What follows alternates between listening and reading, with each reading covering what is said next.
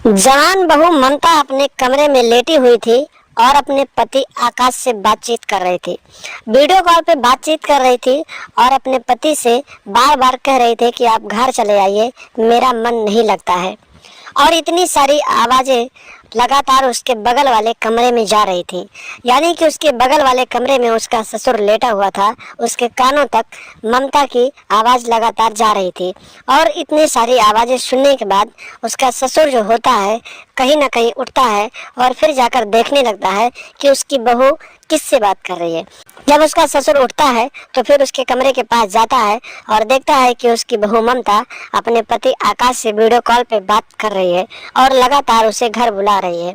उसके बाद में वापस अपने कमरे में जाकर सो जाता है। इसी तरीके से 5 से 6 दिनों तक जब ससुर अपनी बहू की इन बातों को सुनता है तो उसके अंदर हवस सवार हो जाता है और वो सोचता है कि आखिर बहू को प्यार करना है तो क्यों ना मैं ही उसे प्यार दे दूं, आखिर बेटा वापस नहीं आ रहा है। लेकिन एक दिन की बात होती है, रात के समय होता है, ममता अपने पति से वीडियो कॉल पे बात कर रही होती है।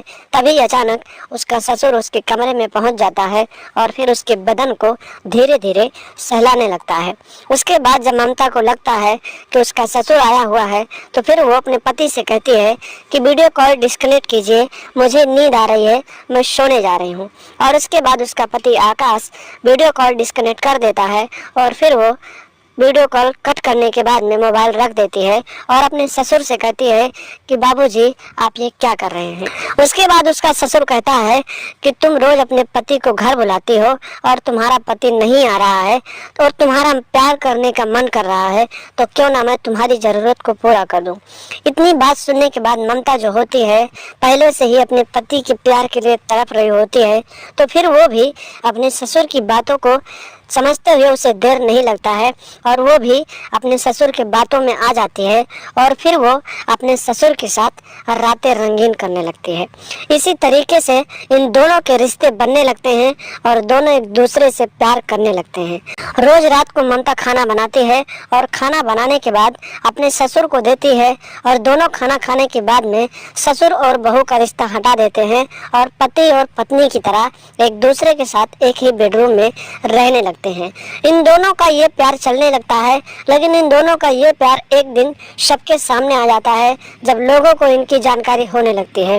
गांव वालों को जब इसकी जानकारी होती है तो गांव का ही एक शख्स आकाश को फोन करता है कि तुम्हारा जो पिता है तुम्हारी पत्नी के साथ उसका नाजायज संबंध है। पहले आकाश नहीं मानता है, लेकिन आकाश जब मानता है तो फिर वापस घर चला आता है और जब घर चला आता है तो अपनी पत्नी से कहता है कि तुम ये सब क्या कर रही हो, पूरे गांव में बदनामी हो रही है। फिर उसकी पत्नी ममता कहती है कि मैं कुछ नहीं कर रही हूँ।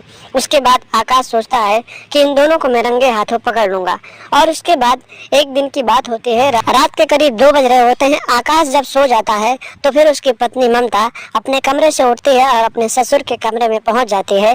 तभी अचानक आकाश की नींद खुल जाती है, क्योंकि आकाश तो पहले ही सोने का नाटक कर रहा होता है और पीछे पीछे वो भी अपनी पत्नी के पीछे पीछे उस कमरे में पहुंच जाता है जहां पर उसका पिता लेटा हुआ होता है और इन दोनों को आपत्तिजनक हालत में पकड़ लेता है। जब आकाश इन दोनों को आपत्तिजनक हालत में देखता है तो गुस्से से लाल हो जाता है और फिर अपने पिता को मारने लगता है और देखते ही देखते गुस्से में इतना मार देता है कि मौके पर ही उसकी मौत हो जाती है। और फिर आधी रात को ही खुद से पुलिस को फोन करता है और बताता है कि मैंने अपने पिता को और अपनी पत्नी को भी जान से मार डाला है। और कुछ देर बाद वो अपनी पत्नी ममता को भी मौत के घाट उतार देता है और दोनों को जान से मारने के बाद आकाश अपने आप को पुलिस के हवाले कर देता है। तो दोस्तों सावधान रहें, सतर्क रहें, क्योंकि इस तरह का मानसिकता अपने दिमाग में ना लाएं। ऐसे आपराधिक मानसिकताएं काफ़ी लोग रखते हैं, उनसे दूरी बना कर रखें और साथ में आप अपनी पत्नी को छोड़कर कहीं ना जाएं, क्योंकि आपकी पत्नी कहीं ना कहीं अगर आप उससे दूर रहेंगे तो वो भी ऐसा रिश्ता बना सकती है। तो दोस्तों सावधान रहें, सतर्क रहें। यह फिक्शनल स्टोरी है और इस स्टोरी के साथ आप लोगों को जागरूक और सतर्क कर रहे हैं।